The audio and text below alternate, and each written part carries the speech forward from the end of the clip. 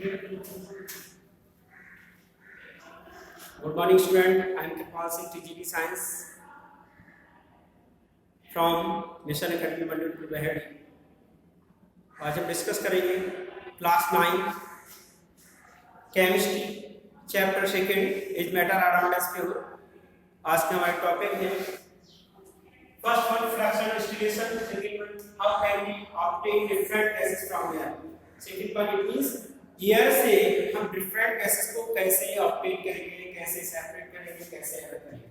जिस तरह से आप एक यूनिट रूल का वॉल्यूम देख रहे हैं, तो फर्स्ट वन डिस्कस करते हैं फ्रैक्शनल डिस्टिलेशन। फ्रैक्शनल डिस्टिलेशन सिर्फ इससे पहले हमने एक और पढ़ा था, सिर्फ डिस्टिलेशन के बारे में डिस्कस किया था। क्या? जैसे separation of two mixable liquid by distillation. Means हमने इससे पहले जब टॉपिक में या वीडियो में अध्ययन किया था डिस्टिलेशन के बारे में। डिस्टिलेशन, अब ये क्या है? Fractional distillation. क्या वर्ड बढ़ गया? फ्रैक्शन बढ़ गया, फ्रैक्शनल डिस्टिलेशन। तो कह सकते हैं क्या सिर्फ डिस्टिलेशन और फ्रैक्शनल डिस्टिलेशन में क्या अंतर है? बाकी प्रोसेस सिर्फ डिस्टिलेशन की तरह होती है, लेकिन इसमें एक यूनिट ऐड हो जाती है, जैसे फ्रैक्शनल यूनिट ऐड हो जाती है। ऐसा क्यों? To separate a mixture of two or more mixable liquid for which difference in boiling point less than 25 Kelvin। इस चीज को ध्यान रखें। इट मींस जब ऐसे दो मिक्सेबल लिक्विड हो जिसके टेम्परेचर में डिफरेंट हो सिर्फ 25 केल्विन का हो, कितना हो? 25 केल्विन का डिफरेंस होता है। मतलब दो ऐसे लिक्विड हैं जो कि आपस में मिक्स हैं और जिनके बॉइलिंग पॉइंट में डिफरेंस है कितना है? 25 केल्विन का है। तब सिर्फ डिस्टिलेशन से सेपरेट वो नहीं हो सकते। उस कंडीशन में इनको सेपरेट करने के लिए फ्रैक्शनल डिस्टिलेशन यूनिट की रिक्वायरमेंट होती है। बाकी फ्रैक्शनल डिस्टिलेशन यूनिट और डिस्टिलेशन यूनिट का जो फिगर होता है वो लगभग सेम होता है, बट इतना डिफरेंस होता है कि फ्रैक्शनल डिस्टिलेशन यूनिट में सिर्फ फ्रैक्शनल यूनिट लग जाती है, बाकी सेम फिगर भी सेम रहता है। To separate a mixture of two or more mixable liquid for which the difference boiling point less than 25 Kelvin, मतलब दोनों मिक्सेबल लिक्विड के बॉइलिंग पॉइंट में सिर्फ 25 केल्विन का डिफरेंस होता है। Fractional distillation process is used. तो ऐसी कंडीशन में फ्रैक्शनल डिस्टिलेशन प्रोसेस का यूज किया जाता है। एक बार इसको फिर से समझ लीजिए। मैंने कहा कि डिस्टिलेशन यूनिट का हम समझा चुके हैं पहले, तो दोनों में अंतर क्या है? फ्रैक्शनल डिस्टिलेशन यूनिट वहां तब यूज की जाती है जब तो कोई भी दो लिक्विड हो मिक्सेबल हो जिनके बॉइलिंग पॉइंट में 25 केल्विन का डिफरेंस हो, तब उनको सेपरेट करने के लिए फ्रैक्शनल डिस्टिलेशन यूनिट का यूज किया जाता है। For example for the separation of different gases from the air, जैसे एयर से डिफरेंट गैसेस को अलग करना। एयर से, हवा से, एटमॉस्फेयर में जो एयर प्रेजेंट होती है उससे डिफरेंट टाइप की गैसेस को सेपरेट करने के लिए फ्रैक्शनल डिस्टिलेशन यूनिट का भी यूज किया जाता है। Different fraction from petroleum product यह क्या हो गया तो एग्जाम्पल, और different fraction from petroleum product etc। The apparatus is similar to the for distillation। मैंने पहले कहा था कि फ्रैक्शनल डिस्टिलेशन यूनिट जो होती है वो डिस्टिलेशन यूनिट की तरह ही सेम होती है, वैसा ही apparatus होता है। जैसे डिस्टिलेशन मैंने एक्सप्लेन किया था डिस्टिलेशन के बारे में, वैसे इसका भी यूनिट होती है सेम, सिर्फ फ्रैक्शनल कॉलम ऐड होता है और कुछ नहीं इसमें।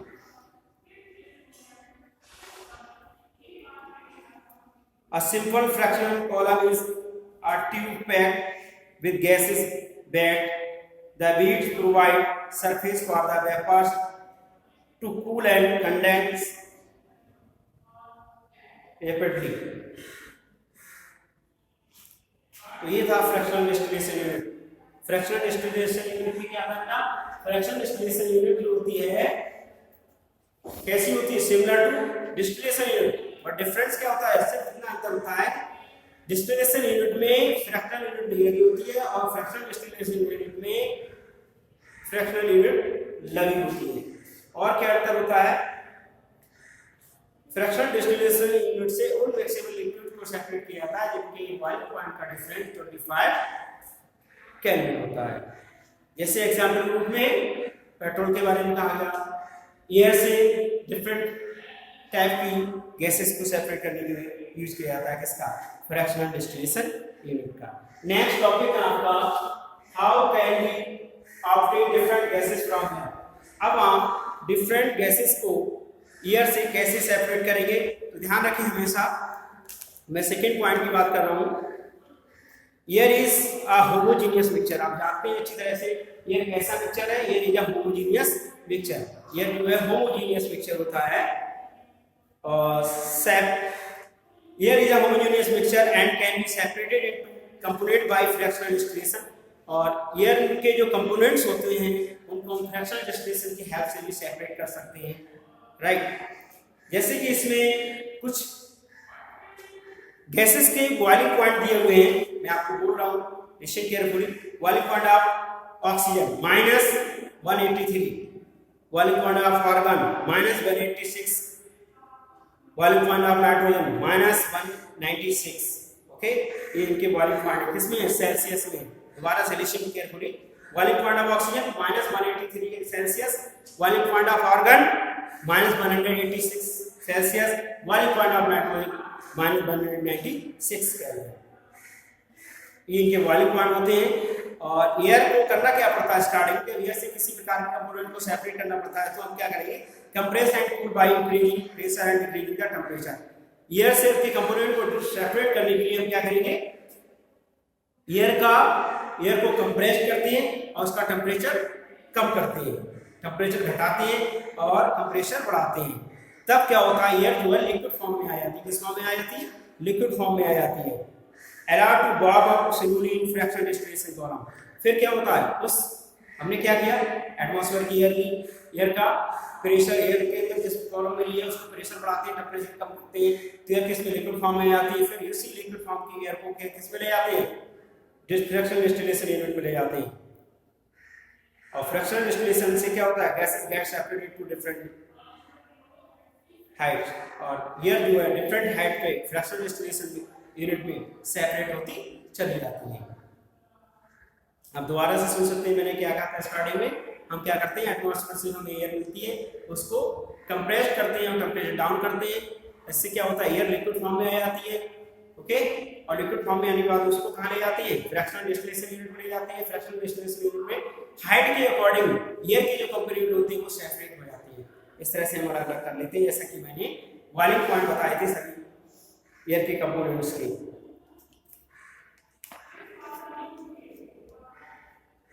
अगर for example if we want oxygen get from air, अगर हम ऑक्सीजन गैस को एयर से सेपरेट करना चाहते हैं तो क्या करेंगे, we have to separate out all of the gases present in air. Listen carefully. अभी तक मैंने बताया था डिफरेंट गैसेस को कैसे सेपरेट करते हैं, उसमें मोस्टली 3 पॉइंट्स थे। एयर को कंप्रेस करते हैं, टेंपरेचर डाउन करते हैं, लिक्विड फॉर्म में आते हैं, लिक्विड फॉर्म से फिर फ्रैक्शनल डिस्टिलेशन यूनिट में जाते हैं, डिफरेंट हाइट पे एयर के कंपोनेंट सेपरेट हो जाते हैं। लेकिन मैं कह रहा हूं कि अगर आप कभी भी एयर से ऑक्सीजन को सेपरेट करेंगे तब आप क्या करेंगे, we have to separate out all the other gases present in air. It means अगर हम एयर से ऑक्सीजन को सेपरेट करना चाह रहे हैं तो इससे पहले एयर के अंदर प्रेजेंट डिफरेंट टाइप के गैसेस हैं उनको भी हमें सेपरेट करना पड़ेगा, तब हमें ऑक्सीजन मिलेगी। The air is compressed by the increasing the pressure and then cooled the decreasing the temperature. Air कब कंप्रेस्ड होती है, जब आप प्रेशर बढ़ाएंगे और टेंपरेचर कम करेंगे। सुनते रहिए ध्यान से, एयर कब कंप्रेस्ड होगी, जब उसको प्रेशर बढ़ाएंगे और टेंपरेचर डाउन करेंगे, एयर कंप्रेस्ड हो जाएगी। Then cooled by decreasing the temperature get liquid air, तब एयर जो है हमें लिक्विड फॉर्म में मिल जाएगी। एक बार दोबारा से इस पॉइंट को सुन लीजिए, एयर को क्या करें, कंप्रेस्ड करेंगे। इट मींस एयर कह सकते हैं एयर कब कंप्रेस्ड कब होती है, जब एयर का प्रेशर बढ़ाते हैं और टेंपरेचर डाउन करते हैं, तब एयर जो है कंप्रेस्ड होकर लिक्विड फॉर्म में चेंज हो जाती है। This liquid air is allowed to the bottom of solely in fractional distillation column। फिर इसे फ्रैक्शनल डिस्टिलेशन कॉलम में ले जाते हैं और जहाँ पर क्या होता है, डिफरेंट टाइप की जो गैसेस होती है सेपरेट हो जाती है डिफरेंट हाइट पे, dependent their on boiling point. Means अपने बॉइलिंग पॉइंट के अकॉर्डिंग एयर अलग अलग सेपरेट हो जाती हैं। इस चीज को मैं इस जो यूनिट आप बोर्ड पे देख रहे हैं इसके माध्यम से क्लियर करूंगा, लेकिन एक बार फिर से ध्यान से सुन लीजिए। कि एयर से हम डिफरेंट प्रकार की गैसेस को कैसे, कंपोनेंट को कैसे सेपरेट करते हैं, जैसे ऑक्सीजन, नाइट्रोजन है, आर्गन है, तो कैसे सेपरेट करेंगे। तो सीधे सीधे 3 या 4 पॉइंट्स इसमें मेन है। एयर को क्या करेंगे, कंप्रेस करते हैं। कैसे कंप्रेस करेंगे, उसको प्रेशर बढ़ाएंगे, टेम्परेचर डाउन करेंगे, लिक्विड फॉर्म में जाएगी। लिक्विड फॉर्म होने के बाद में इस लिक्विड को फ्रैक्शनल डिस्टिलेशन इन्होंने ले जाते हैं, हॉटेड हो जाती है। फिर एयर क्या होती है, अपनी बॉइलिंग पॉइंट के अकॉर्डिंग, एयर के अंदर जो कंपोनेंट्स होते हैं, डिफरेंट प्रकार की गैसेस होती है, वो अपनी बॉइलिंग पॉइंट के अकॉर्डिंग फ्रैक्शनल डिस्टिलेशन यूनिट में सेपरेट हो जाती है। तो आइए इसको समझते हैं। इस फ्रैक्शनल डिस्टिलेशन यूनिट के माध्यम से देखिए, यहाँ पर बोर्ड में आपको एक फिगर नजर आ रहा है। इस फिगर में आप देखेंगे,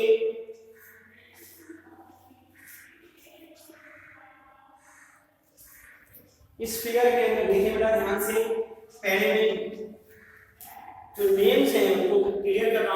ये फिल्टर लगा हुआ है, आप देखिए क्या ये फिल्टर है। फिर एयर अंडर प्रेशर हो रही है यहाँ पर। फिर हॉट वाटर है, ये एक चैम्बर वाल, और आप देख रहे हैं इस चैम्बर में नीचे से क्या है, फ्रीजिंग कोल्ड वाटर आ रहा है और ये आउट हो रहा है। इतनी से फ्रीजिंग कोल्ड वाटर तो यहाँ पर वार्म वाटर हो रहा है। फिर यहाँ कोल्ड कंप्रेस्ड एयर है, कोल्ड ठंडी हवा कंप्रेस होकर आती है। सेपरेटर में क्या होता है, जो कार्बन डाइऑक्साइड है आप देख रहे हैं, ये सेपरेटर है कह सकते हैं। और ये क्या है, एक्सपेंशन जेट है, इसमें लिक्विड एयर होती है। ये फ्रैक्शनल डिस्टिलेशन कॉलम बना हुआ है, ठीक है। और ये क्या लास्ट में लिक्विड ऑक्सीजन है। चलिए इसकी प्रोसेस को समझते हैं। प्रोसीजर क्या है, किस तरह से ये वर्क करता है। आइए कम यस, फर्स्ट वन एटमॉस्फेयर से क्या करता है, ये फिल्टर लगा हुआ है, यहाँ से एयर एंटर करती है। फिल्टर का वर्क ये है कि जो भी डस्ट पार्टिकल्स एयर के अंदर प्रेजेंट होते हैं उनको ये फिल्टर इस यूनिट पे एंटर नहीं होने देता है। इट मींस डस्ट पार्टिकल्स को ये फिल्टर रोक लेता है, बाकी जो प्योर एयर होती है वो एंटर हो जाती है। फिर ये एयर कहाँ जाती है, ये एयर जाती है, एक कंप्रेशर पंप लगा है इसमें, देखिए यहाँ इसमें एयर अंडर प्रेशर हो जाती है। अंडर प्रेशर का वो इसका प्रेशर हम बढ़ाएंगे, ये आप देख रहे हैं तो दोनों साइड से एयर को कंप्रेस करने के लिए क्या करते हैं, इसका प्रेशर बढ़ाते हैं, टेंपरेचर थोड़ा डाउन करते हैं। या फिर कह सकते हैं यहाँ पर हम प्रेशर बढ़ाएंगे, यहाँ पर एयर अंदर आ चुकी है, हम प्रेशर बढ़ाएंगे तो प्रेशर बढ़ाने की वजह से जो पार्टिकल्स होंगे वो तेजी से मूव करेंगे। और मूव कब होते हैं, मूविंग मूवमेंट कब होता है पार्टिकल्स में, जब उनका टेंपरेचर थोड़ा सा बढ़ता है। इट मींस हम ये हमेशा ध्यान रखें, हॉटेड एयर जो होती है, गर्म हवा जो होती है, वो हमेशा अपर ऊपर की साइड में फ्लो करती है, बहती है। इस तरह से उसको कर सकते हैं, अपर साइड में इस तरह से। इट मींस जैसे ये एंटर हो गया एटमॉस्फेयर की है, फिल्टर क्या काम है, इसको डस्ट पार्टिकल्स को रोकना, एयर यहां पर पहुंचती है। इस चैम्बर में एयर को प्रेशर डाला जाता है एयर के ऊपर। जब एयर के ऊपर प्रेशर पड़ता है तो हॉटेड, जब एयर के ऊपर प्रेशर पड़ेगा तो क्या होगा, प्रेशर पड़ने की वजह से हॉटेड हो जाती है। और यहाँ हॉटेड वाटर में लिखा हुआ है, आप देख रहे हैं हॉटेड वाटर लिखा हुआ है, तो ये किसमें चेंज हो जाएगी, इट मींस यहाँ पर ये हॉटेड वाटर नहीं है, हॉटेड एयर है, हॉट एयर है। वाटर तो पता भी नहीं है ना, गलत लिख गया था ये। देखिए जब एयर को पर प्रेशर डालते हैं तो एयर जो होती है क्या कंप्रेस हो जाती है, या प्रेशर पड़ने की वजह से पार्टिकल्स से मूवमेंट होता है, तो ये कैसी हो जाएगी, हॉटेड हो जाएगी, गर्म हवा जिसे कहते हैं। फिर ये हॉटेड एयर कहाँ आती है, नेक्स्ट चैम्बर में आती है। इस चैम्बर में आप देख रहे हैं कि जो फ्रीजिंग वाटर, कोल्ड वाटर है, वो नीचे से ऊपर की साइड में जा रहा है, ठीक है। जैसे ये हॉटेड एयर आती है, एक तरह से कंडेंसर है। कंडेंसर का मतलब क्या होता है, कंडेंसेशन करना है, और कंडेंसेशन का मतलब होता है ठंडा करना, कोल्ड करना। तो जैसे कोल्ड वाटर से डालते हैं, इस तरह से हॉटेड एयर इस चैम्बर में आती है। तो जैसे एयर इसके संपर्क में आती है, टच में आती है, तो एयर का टेंपरेचर डाउन हो जाता है। क्या होता है, एयर का टेंपरेचर डाउन हो जाता है, और इसके अंदर जो हॉट वाटर होता है वो क्या करता है, एयर के टेंपरेचर को खींच लेता है, और फिर हॉट वाटर आउट हो जाता है। यहाँ से अंदर दोबारा समझ सकते हैं, यहाँ पर एयर में प्रेशर हो रहा है, प्रेशर बढ़ने के बाद हॉटेड एयर हो जाती है, हॉटेड एयर नेक्स्ट चैम्बर में आती है, यहाँ चैम्बर में फ्रीजिंग वाटर सप्लाई किया जाता है, इतनी से एयर को कंडेंसेशन किया जाता है, एयर कंडेंसेशन हो जाती है, राइट। और जो कोल्ड वाटर होता है वो यहाँ से पास आउट हो जाता है। फिर लिखा है cold compressed air, it means जब यहाँ पर इसका टेंपरेचर डाउन हो जाता है, कोल्ड हो जाती है, तो कोल्ड कंप्रेस्ड एयर क्या हो जाती है नेक्स्ट चैम्बर में, इसका नाम है सेपरेटर। सेपरेटर में जाके यहाँ पर क्या होता है, कोल्ड कंप्रेस्ड एयर होती है ये। इस सेपरेटर में आप देखेंगे जो CO2 होती है, कार्बन डाइऑक्साइड होती है, वो बाहर निकल जाती है ड्राई गैस के फॉर्म में। बाकी जो एयर के कंपोनेंट बचते हैं वो कहाँ आ जाते हैं, एक्सपेंशन जेट में आ जाते हैं। यहाँ पर जो एयर होती है किस फॉर्म में होती है, लिक्विड फॉर्म में होती है। और जैसे ये liquid air fractional distillation column में पहुंचती है, तो फ्रैक्शनल डिस्टिलेशन कॉलम का वर्क है कि एयर के अंदर जितने भी कंपोनेंट्स जैसे नाइट्रोजन, ऑक्सीजन, आर्गन वगैरह जितनी भी कंपोनेंट गैसेस हैं उनको उनकी वॉल्यूम पॉइंट के अकॉर्डिंग, हाइट के अकॉर्डिंग उनको सेपरेट करता है। इट मींस ये फ्रैक्शनल डिस्टिलेशन कॉलम क्या करता है, यहाँ पर डिफरेंट एयर जैसे एग्जांपल में N2 यहाँ लिखा है, नाइट्रोजन और आर्गन लिखा है, ये दोनों एयर के अंदर से दोनों गैसेस सेपरेट हो जाती है। मैंने क्या कहा, फ्रैक्शनल डिस्टिलेशन कॉलम का क्या वर्क है, फ्रैक्शनल डिस्टिलेशन कॉलम का वर्क है कि वो एयर के अंदर जो भी कंपोनेंट हैं, जो भी गैसेस हैं, उनके बॉइलिंग पॉइंट के अकॉर्डिंग उनको सेपरेट करना। तो इनके बॉइलिंग पॉइंट के अकॉर्डिंग नाइट्रोजन को और उनको सेपरेट कर देता है, बाकी जो बचती है वो क्या रह जाता है, लिक्विड ऑक्सीजन रह जाती है और लिक्विड ऑक्सीजन भी सेपरेट हो जाती है। इस तरह से हम ऑक्सीजन को सेपरेट कर लेते हैं।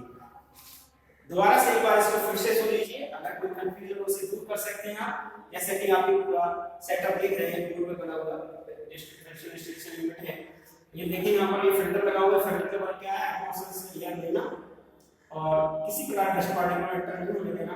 फिर एयर को एयर इन लिखा हुआ है, इसका मतलब एयर यहाँ से होते हुए इस यूनिट में आती है। यहाँ पर एयर का क्या होता है, यहाँ पर एयर को प्रेशर डाला जाता है और प्रेशर डालने की वजह से एयर कैसी होती है, और ज्यादा हॉटेड हो जाती है, इस एयर का टेंपरेचर बढ़ जाता है। फिर यहाँ से होती है हॉटेड एयर आ जाती है, नेक्स्ट चैम्बर में आती है। इस चैम्बर में क्या है, फ्रीजिंग कोल्ड वाटर सप्लाई किया जाता है। इस वाटर का काम होता है एयर को कंडेंसेट करना, ठंडा करना, और जैसे एयर इस चैम्बर में पहुंचती है कंडेंसेट हो जाती है, ठंडी हो जाती है, और इस तरह से लगातार ये कोल्ड वाटर फ्रीजिंग सप्लाई किया जाता है। ये हॉट वाटर पास आउट हो जाता है और ये इसके अंदर जो एयर होती है कैसे हो जाती है, कोल्ड हो जाती है, कंडेंसेट हो जाती है। फिर ये कोल्ड एयर इस पाइप के थ्रू कोल्ड कंप्रेस्ड एयर जो है सेपरेटर में आ जाती है। सेपरेटर में आने के बाद में इसमें जो कार्बन डाइऑक्साइड होती है, अभी तक तो एयर ही है, एयर के अंदर कार्बन डाइऑक्साइड की डिफरेंट गैसेस होती है, तो जो कार्बन डाइऑक्साइड होती है वो सेपरेटर के माध्यम से सेपरेट हो जाती है। It is CO2 as a dry gas के फॉर्म में अलग हो जाती है। इसके बाद जो बाकी एयर बचती है वो कहां आती है, एक्सपेंसिव जेट में आती है। एक्सपेंसिव जेट में आने के बाद में इसे यहां पर लिक्विड एयर होती है। एक्सपेंसिव जेट में एयर होती है, किस फॉर्म में होती है, लिक्विड फॉर्म में होती है। फिर ये लिक्विड फॉर्म में जो एयर होती है वो कहां सप्लाई कर दी जाती है, कहां भेज दी जाती है, फ्रैक्शनल डिस्टिलेशन कॉलम में भेज दी जाती है। फ्रैक्शनल डिस्टिलेशन कॉलम का क्या वर्क है, एयर से डिफरेंट टाइप की गैसेस को उनके बॉइलिंग पॉइंट के अकॉर्डिंग सेपरेट करना। तो यहाँ पर नाइट्रोजन और आर्गन को सेपरेट कर दिया जाता है, बाकी बची हुई ऑक्सीजन होती है वो प्लास्टिक चैम्बर में लिक्विड फॉर्म में सेपरेट हो जाती है। इस तरह से हम एयर से ऑक्सीजन को या डिफरेंट गैसेस को सेपरेट कर लेते हैं। प्रेजेंट में इस समय जितने भी विकसित कंट्री हैं, अमेरिका, जापान, चाइना, रूस, इंग्लैंड, इन कंट्रियों में ये देखा गया है कि एयर पॉल्यूशन भी काफी होता है। तो एयर पॉल्यूशन से बचने के लिए ये यूनिट हिल्स एरिया में लगाई गई, पहाड़ी क्षेत्रों में यूनिट लगाई गई, बड़े बड़े फैक्ट्री के रूप में। वहाँ क्या किया जाता है, इनके माध्यम से प्योर ऑक्सीजन को कलेक्ट किया जाता है होटल्स में। जिस तरह से आप सॉफ्ट ड्रिंक वगैरह पीते हैं, पानी मार्केट में वाटर की बोतल आती है, वाटर बोतल आती है, अलग अलग कॉस्ट की लेते हैं मार्केट में, कहीं बाहर जाते हैं घूमने तो आपको रेलवे वगैरह में कहीं मिल जाएगी आपको स्टेशन पे, तो हम उसको मानते हैं कि वो प्योर वाटर है, उसको यूज करते हैं। इसी तरह से होटल्स में इस समय प्रेजेंट में कुछ कंट्रियों में प्योर मींस ऑक्सीजन को कलेक्ट किया जाए होटल्स में, और जो लोग ज़्यादा पॉल्यूटेड एरिया में रहते हैं या फिर कहीं भी हॉस्पिटल वगैरह में एडमिट होते हैं तो उस ऑक्सीजन का यूज करते हैं बाकायदा। जिस तरह से प्योर वाटर का यूज करते हैं पीने के लिए, ऐसे ही प्योर ऑक्सीजन का भी यूज किया जाता है होटल की हेल्प से। मैंने कहा बड़े बड़े कंट्री हैं, विकसित देश हैं, उनमें इन यूनिट को लगा करके हिल्स एरिया में जहाँ पर प्लांट्स ज़्यादा होते हैं, प्योर ऑक्सीजन मिलती है, उसको कलेक्ट किया जाता है बोतल में और बड़ी अच्छी कॉस्ट पर इनको सप्लाई किया जाता है। Thank you. Next video next.